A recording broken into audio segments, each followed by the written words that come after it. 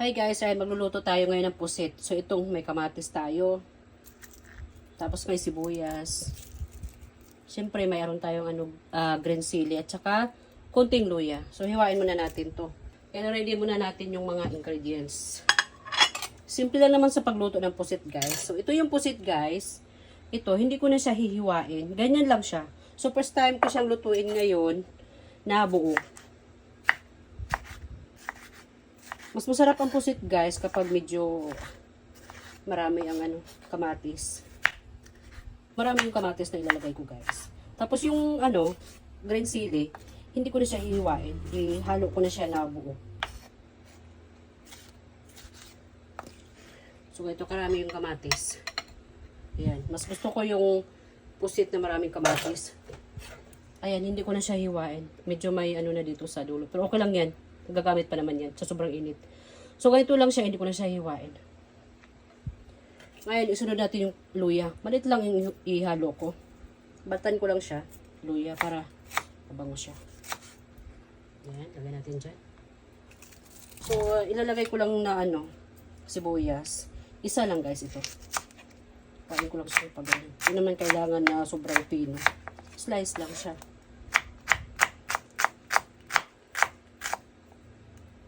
Ayan.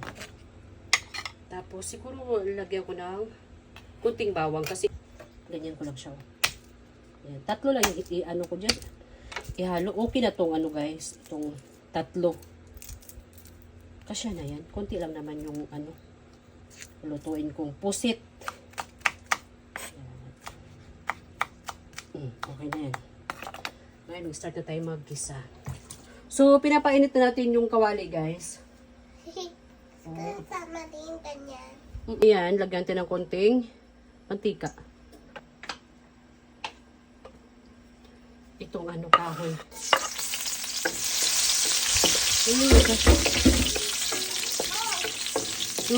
Bakit off? So, off ba? Okay na, yun natin. So, lagyan natin yung sibuyas. Ayan. Bigla ko yata paglagay ko ito magsip yung mantika. Lagyan natin ngayon yung luya.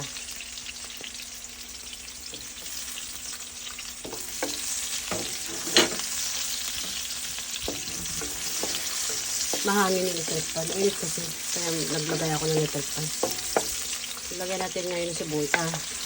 Ano ba yun? Kamatis.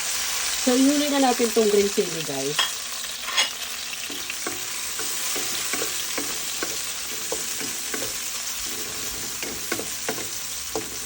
Hayaan muna natin silang lumambot. O yung takpan muna natin guys. Yan. So, tignan natin. Ayan, medyo luto na siya guys.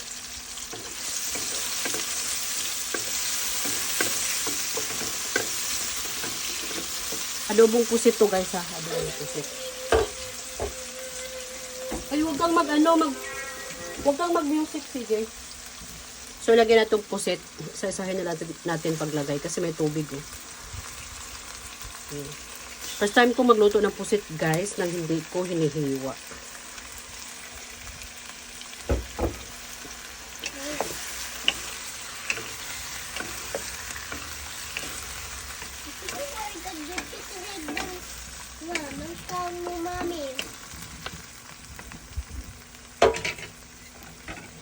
So, lagyan natin ng paminta. Black pepper. Black pepper. Konti lang. Ayan. Tapos, konting magic sarap. Ay! Wala naman yun. Ito guys, magic sarap to. Sinalin ko lang dito. Para hindi siya lumalambot. Ibuso na natin yan. Isa lang. So, ipaghalo-halo mo siya. Yan, sarap nito. Paghalo mo siya. Tapos, pwede mo na ilagay yung green chili para bumango. Takpan muna natin. I-check na natin guys kung luto na siya. Ayan, mabilis lang maluto to eh. Pero ang pusit kasi hindi mo kailangan lutuin masyado kasi titigas na rin siya. Titigas din kasi siya. Sarap. Amoy pa lang. Ngayon, lagyan natin siya konting tuyo. Kasi adobo nga to eh. Konting tuyo lang. Nagsasabaw siya oh. Hindi ko nilagyan ng sabaw yan guys. Sasabaw siya kusa. So, saan yung suka natin? Parang gusto ko yung sukang manghang. Ito. Lagyan natin ng konti ito. Manghang to ha. Oops. Okay na yan. Puting anghang lang. Kasi yung suka ko guys, manghang na yun. Sarap. Luto na pala yung ulam ko. Di pa pala ako nakapagluto ng kanin. Ay, grabe. Okay na to. Parang kunting asin lang. Ayan, kunting asin lang.